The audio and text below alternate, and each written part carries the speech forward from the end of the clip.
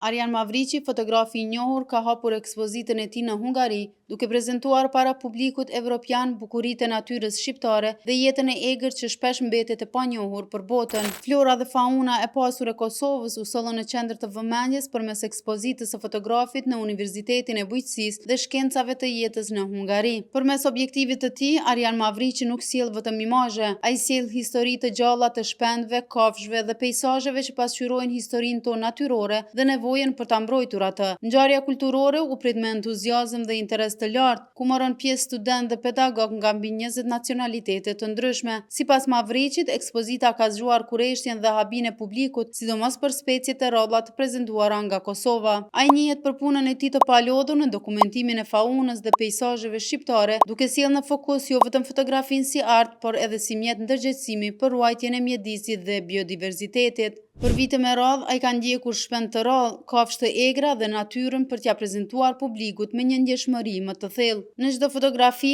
në çdo pamje ndihet qetësia, bukuria, por edhe kërcënimet që i kanosen natyrës sonë. Le të mbështesim artistët si Arjan Mavriqi që me pasionin dhe për kushtimin e tyre i japin zë asaj që nuk flet, por që ka shumë për të thënë, natyrës.